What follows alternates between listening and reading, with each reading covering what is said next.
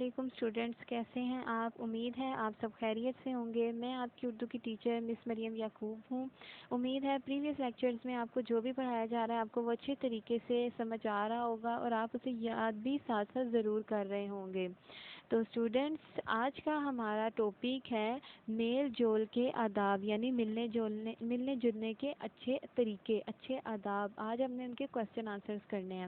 ان question answers کو شروع کرنے سے پہلے میں آپ کو بتاتی چلوں کہ اسٹوڈینٹس آپ نے اپنے بک ورک کو ضرور سولو کرنا، ریڈنگ بھی کرنی ہے۔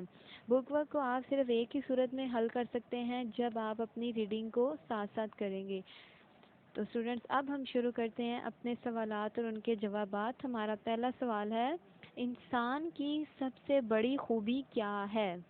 انسان کی سب سے بڑی خوبی کیا ہے؟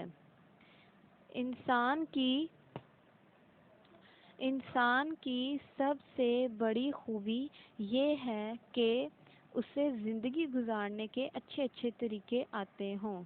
انسان کی سب سے بڑی خوبی یہ ہے کہ اسے زندگی گزارنے کے اچھے طریقے آتے ہوں۔ ہمارا سوال نمبر 2 ہے، ملاقات کے اچھے آداب کون کون سے ہیں؟ یعنی کہ اگر ہمیں کسی سے ملنا ہو تو اس کے اچھے آداب، اچھے طریقے کون کون سے ہیں؟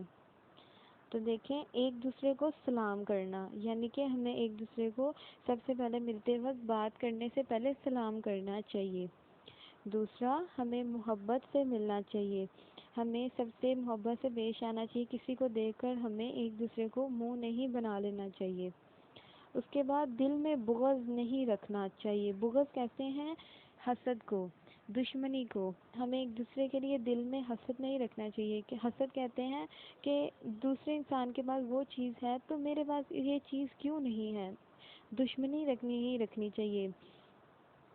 یہ سب ملاقات کے اچھے آداب ہیں، یعنی سلام کرنا، محبت سے ملنا اور دل میں بغض نہ رکھنا، یہ کسی سے ملاقات کے وقت اچھے طریقے ہیں۔ دوسروں سے ملتے وقت کون سے الفاظ کہنے چاہیے؟ دوسروں سے ملتے وقت کون سے الفاظ کہنے چاہیے؟ دوسروں سے ملتے وقت السلام علیکم کہنا چاہیے۔ جب ہم کسی کو السلام علیکم کہتے ہیں تو اس کا مطلب ہوتا ہے تم پر سلامتی ہو، اور جب وہ ہمیں کہتا ہے وعلیکم السلام تو اس کا بھی یہی مطلب ہوتا ہے کہ آپ پر بھی سلامتی ہو۔ تو اسی لیے ہمیں بات کرنے سے پہلے السلام علیکم کہنا چاہیے، اور بڑی بات یہ کہ سلام کرنے سے ہمیں 10 نیکیاں بھی ملتی ہیں۔ ہمارا اگلا سوال، کسی کے گھر میں داخل ہونے سے پہلے کیا کرنا چاہیے؟ کسی کے گھر میں داخل ہونے سے پہلے کیا کرنا چاہیے؟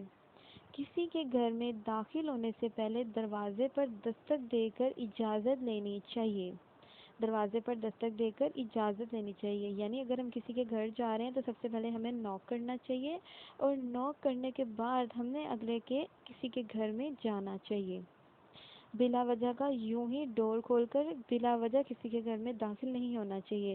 ہمارا آخری سوال آپ کے اگلے صفحے پر ہے، میل جول کے آداب کا خیال رکھنے کا سب سے بڑا فائدہ کیا ہے؟ یعنی کہ اگر ہم ملنے جلنے کے آداب کا خیال رکھیں گے تو اس سے ہمیں کیا فائدہ ہوگا؟ دیکھیں، میل جول کے آداب کا خیال رکھنے کا سب سے بڑا فائدہ یہ ہے کہ دلوں میں محبت اور آپس میں خلوص بڑھتا ہے۔ دلوں میں محبت اور آپس میں خلوص بھی کہتے ہیں محبت کو، آپس میں محبت اور خلوص پیدا ہوتا ہے۔ تو اسٹوڈینٹس، یہ تھا آج کا ہمارا لیکچر۔